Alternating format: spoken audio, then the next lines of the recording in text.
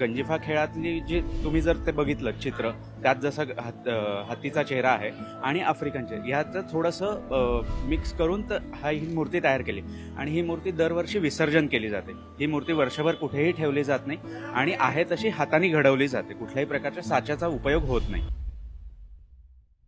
पुण्यात गणपती उत्सवाला प्रारंभ झालेला आहे। पुण्यात 5 मानाच्या गणपतींना विशेष असं महत्त्व आहे आणि आज आपण पुण्यातील मानाचा दुसरा गणपती असलेल्या तांबडी जोगेश्वरी गणपतीचा इतिहास नेमका काय आहे आणि गेल्या अनेक वर्षांची ही परंपरा आजही कशा पद्धतीने जपली जाते हे आपण या संपूर्ण माहितीचा आढावा घेणार आहोत। आपण माझ्या पाठीमागे पाहतोय ही श्रींची मूर्ती आहे, आकर्षक आणि मन प्रसन्न करणारी अशी ही मूर्ती आहे आणि गेल्या अनेक वर्षांपासून तांबडी जोगेश्वरी गणपतीचा इतिहास नेमका काय सांगतो, काय महत्त्व आहे या मूर्तीचं, नेमकं काय काय महत्त्व आहे हे आपण जाणून घेणार आहोत।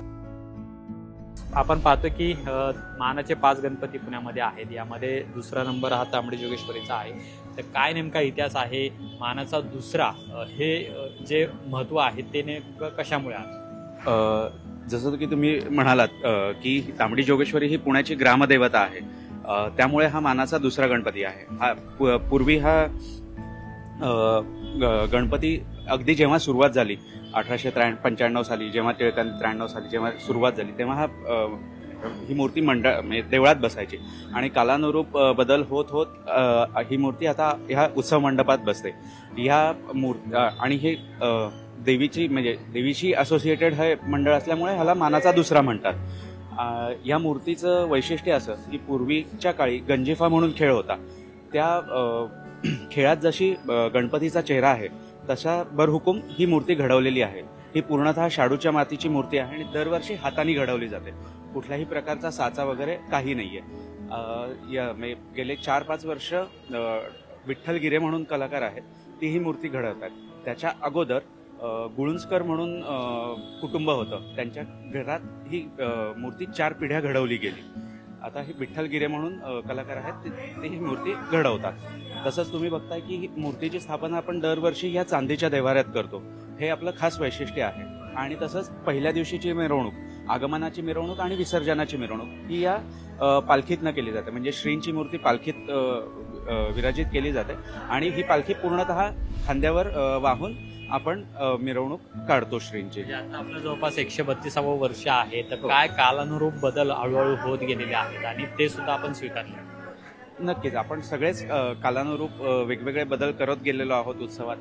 जसं तुम्ही जाणता, लोकमान्य टिळकांनी जेव्हा उत्सव चालू केला तेव्हा हा उत्सव स्वातंत्र्यपूर्व काळात झाला, तेव्हा लोकांना एकत्र करण्यासाठी म्हणून आणि त्यातनं स्वातंत्र्याची चळवळ करण्यासाठी म्हणून हा उत्सव सुरू झाला।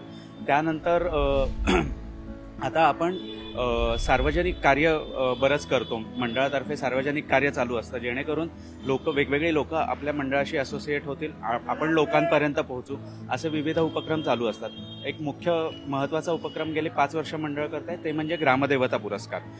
ज्या व्यक्ती किंवा संस्था समाजासाठी चांगलं काम करतात त्यांना या ग्रामदेवतेच्या नावाने आपण पुरस्कार देतो, जेणेकरून त्यांचं कार्य लोकांपर्यंत पोहोचावं आणि त्यांना अजून हुरूप यावा, हे एक महत्त्वाचं आपण काम करतो। साधारण मूर्तीचं आणखीन एक वैशिष्ट्य काय आहे? म्हणजे आम्ही जसं ऐकतो की ही मूर्ती आफ्रिकन हत्ती आहे, अगदी तशा पद्धतीने बनते। गंजिफा दोन्ही प्रकार आहेत। गंजिफा खेळातली जी तुम्ही जर ते बघितलं चित्र, त्यात जसं हत्तीचा चेहरा आहे आणि आफ्रिकनचे ह्याचं थोडंसं मिक्स करून ही मूर्ती तयार केली आणि ही मूर्ती दरवर्षी विसर्जन केली जाते। ही मूर्ती वर्षभर कुठेही ठेवली जात नाही आणि आहे तशी हाताने घडवली जाते, कुठल्याही प्रकारच्या साच्याचा उपयोग होत नाही। हे महत्त्वाचं आहे, कुठल्याही साच्याचा उपयोग न करता ही श्रींची मूर्ती आहे ती घडवली जाते आणि 33 इंच अशी उंची तिची आहे आणि 26 इंच अशी लांबी आहे। अशी ही सुबक आणि मन प्रसन्न करणारी मूर्ती आपण पाहतोय, जी पूर्णपणे हाताने घडवलेली जाते आणि म्हणूनच या संपूर्ण गणेश उत्सवामध्ये हे एक आकर्षण असतं की शाडूच्या मूर्ती खरं तर आपण ठिकठिकाणी सार्वजनिक गणेश मंडळांमध्ये सुद्धा पाहतो आणि अगदी तशीच ही सुद्धा मूर्ती आहे, ती सुद्धा आपल्याला पाहायला मिळते। आणि ग्रामदैवता तांबडी जोगेश्वरी गणपती म्हणून मानाचा दुसरा नंबर आहे तो या गणपतीला दिलेला आहे आणि गेल्या 132 वर्षांपासूनची जी परंपरा आहे ती आजतागायत या मंडळाकडून जपली जाते, सार्वजनिक गणेश मंडळाकडून सुद्धा जपली जाते आणि अत्यंत पारंपरिक पद्धतीने सगळे उत्सव आणि 10 दिवसांचा जो कालावधी आहे तो सुद्धा या ठिकाणी मोठ्या उत्साहामध्ये पार पडताना पाहायला मिळणार आहे. कॅमेरामन सचिन चंदनशिवेसह अमोल धर्माधिकारी, लोकशाही मराठी, पुणे.